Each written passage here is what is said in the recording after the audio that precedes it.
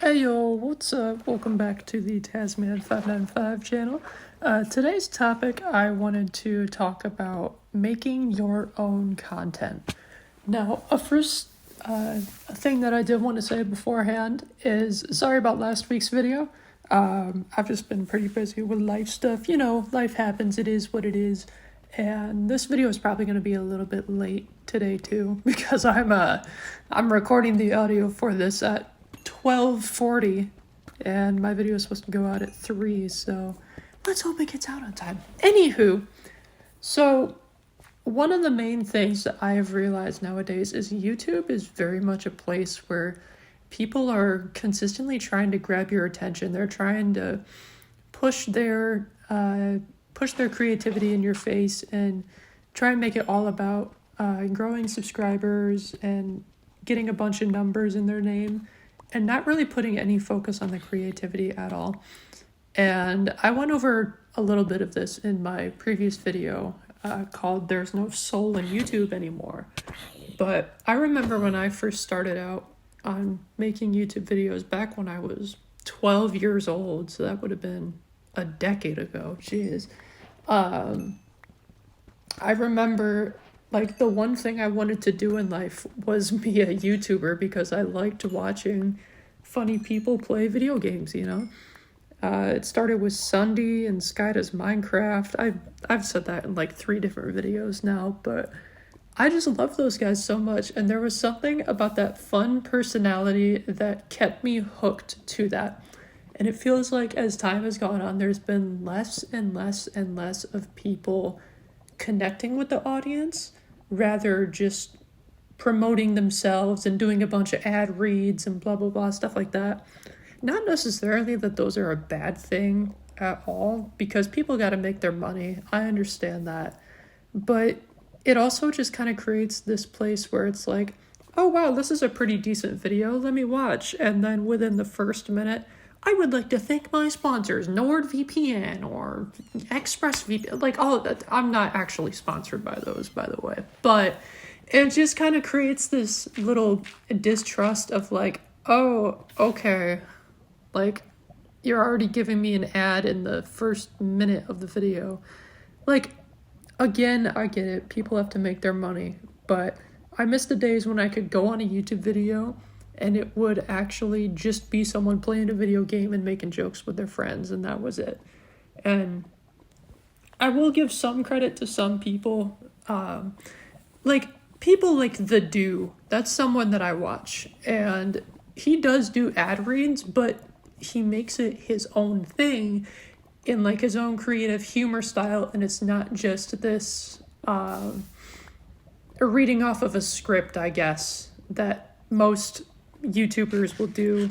Like people like Drew Gooden too, he does some good ad reads. So sometimes I will sit and actually watch the ad read because it's entertaining and funny. But when there's people that just, it's just like they're reading a script that the company gave them, and if you don't say these exact words, we're not going to give you your money, stuff like that. It feels like they made the entire video just for that ad, you know? And it kind of takes away from the actual relating to the audience, and it's like, oh, hey, by the way, I gotta make my money real quick.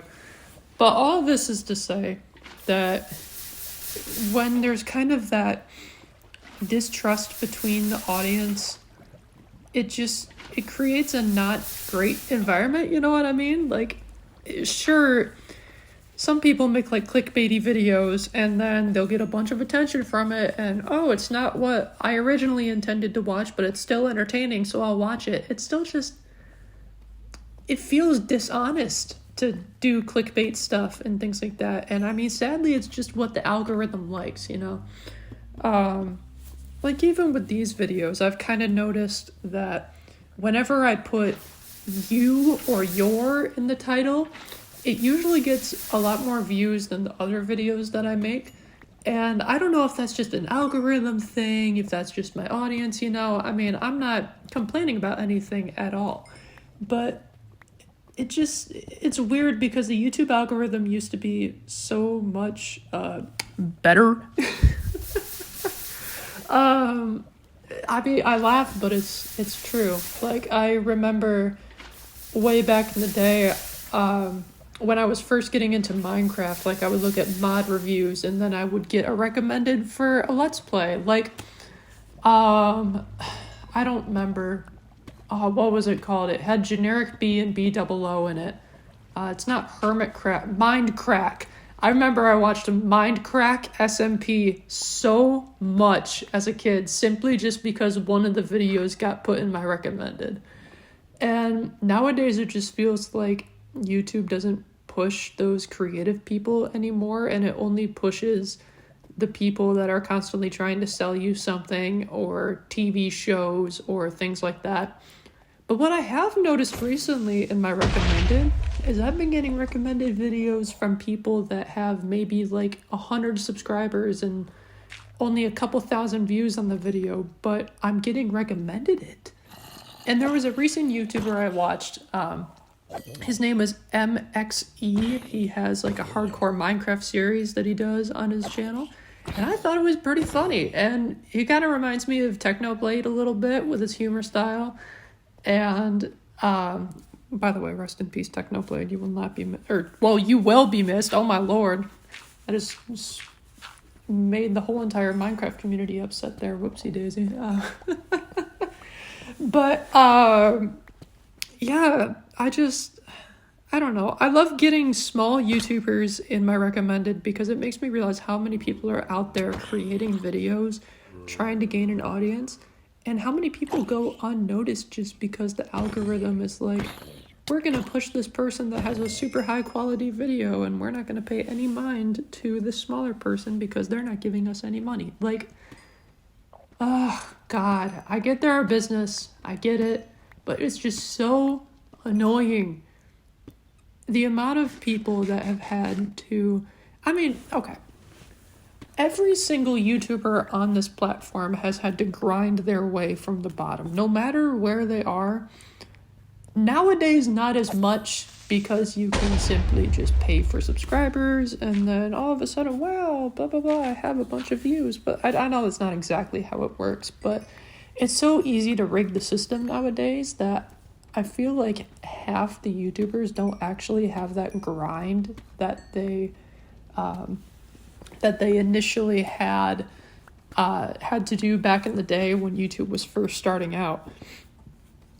I remember making a bunch of EOScraft Let's Play videos, just trying to bring out my creative Minecraft personality. And I mean, obviously the videos didn't really go anywhere.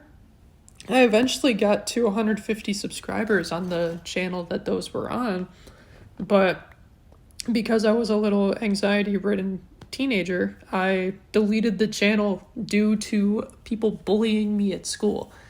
And I've touched on this before, but it is like a huge regret of mine because that was the peak of when I was at my creative YouTube expertise, I guess, is how I would say that. Because I was so dedicated to making YouTube videos. I would stay up until like 3 a.m. editing my videos on Windows Movie Maker just to make sure the exact frame was right every single time. And there were just, eventually after a certain point where I was like, I'm getting a decline in views, I don't want to do this stuff anymore. I was very much anxiety-ridden and driven by numbers and very demotivated at the time because, I also had some undiagnosed mental health stuff. But, now that I'm diagnosed, we're chilling, we're slaying. But it's just it sucks because I want to be able to look back on all those videos and see when I was at my highest creativity peak. And I literally can't because all the videos are on an old computer that has since been destroyed, And it's annoying. So annoying. But that doesn't mean that I have to sit and wallow and cry about it. Realistically, that side of me has been within me the whole entire time, and I have just lost track of that. That is literally all it is. So this is also to kind of say, if you're feeling like, Okay, here's how I'll word it. Recently, I've been listening to this audiobook called Unmasking Autism. I forget who it's by, but I'll throw it up on screen. And one of the first exercises it has in there is think back on 5 times that you felt like truly at your peak and like yourself. And describe those times, describe what was going on, who was around you, things like that, etc. And one of those times that I described was back when I was making YouTube videos for the Tasman595 channel, like my 150 subscriber one that I took down. Because that truly was one of my peak times in my childhood that I constantly look back on. And something, or what it said after that, because I'm not going to go into detail about the Tasman channel, but what it said after those prompts was, whenever you are in a moment of despair or a moment of feeling like you're not good enough, just remember that you did that. That was you that accomplished that back in the day. So what is stopping you from doing that now? And that gave me so much motivation to start working on these YouTube videos again, to start getting back into editing. Sure, the editing isn't great because I edit all of these on my phone, because I don't have proper technology at all. This Minecraft gameplay you're seeing is recorded on my $250 Walmart PC that is screen recorded through my Chromebook using an off-brand Amazon Elgato. So it's that's why it's choppy sometimes, but I feel like there's what's the word? I feel like there's a uniqueness to it, because even back in the day when I was making YouTube videos, that was exactly what my quality was like. And it's just so funny watching these videos back and cutting them up and just realizing how close these were to my my quality style back in the day and my video making style. But all of this is to say, when I start my Zim channel up again, I don't know if I want to announce this yet. Yeah, I probably should. I have plans to start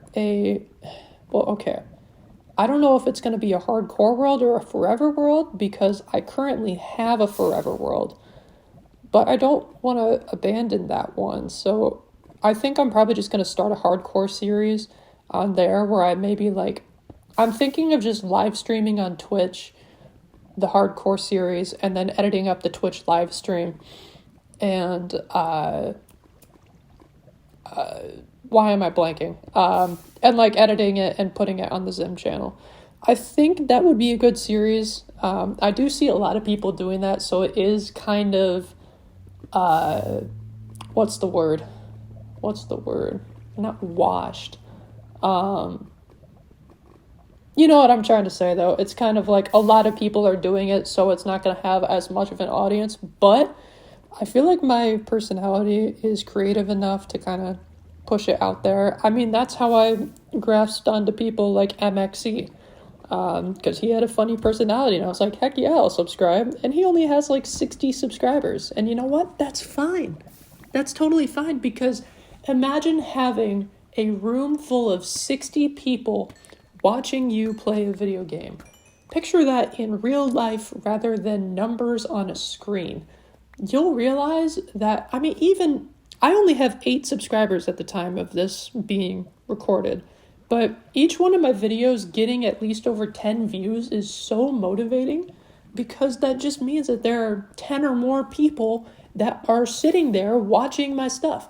And it's just so motivating to think about that rather than being like, oh, that's such a small number, because there's just, there's so many things that people look down upon when it comes to making YouTube videos and starting out. And another one of those huge things is negative comments, which, oh my lord, I was such a huge victim to when I was starting out. But the more you realize that the negative comments are literally just random people on the internet that you could care less about, it's not that big of a deal. Like, sure, you can understand when there's criticism and when there's, like, bullying, obviously. But it's just, there's so many people that throw hatred on the internet for no reason. And once you realize who those people are and why they're just being a nuisance in your comments, you don't have to tolerate it. You can be like, okay, whatever you say. Like, there's so many things that depression and anxiety make us think that, oh my God, the world hates me. I don't want to, I don't want to keep on going. I don't want to keep making these videos anymore. Like, it just, man, it's so demotivating when that's always constantly in the back of your head. But you've got to push through it. You've got to push past it. There's so much reward in making your own videos. And that's why I want to continue making these videos weekly.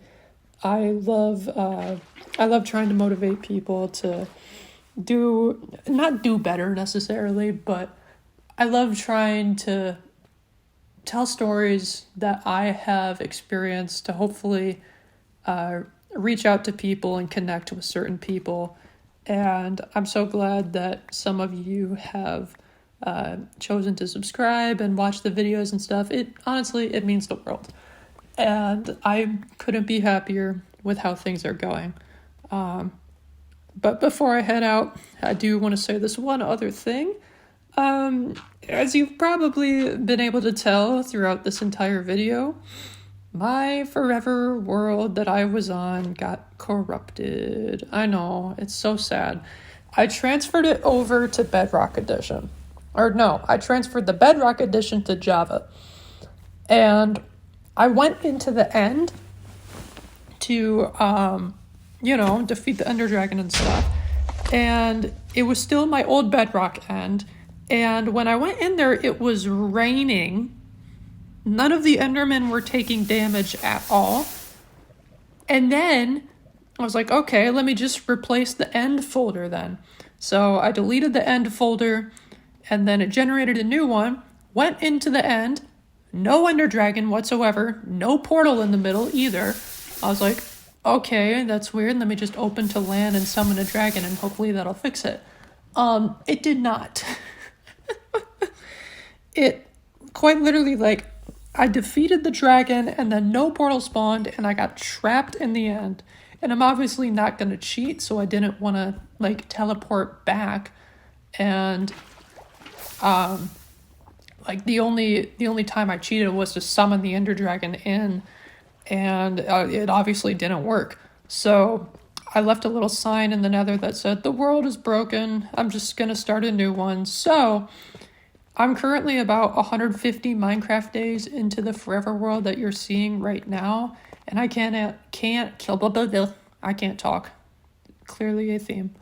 And I cannot wait for you guys to see all the progress I've made so far. I don't even know what gameplay is going to be in this. It's probably me starting out on the world, to be honest. But there's so many things that have already happened in the world, and I cannot wait for you guys to see it. But anywho, that's all. Make your content. You should be doing that because it's cool and it's great. Be creative. Yeah, okay, bye.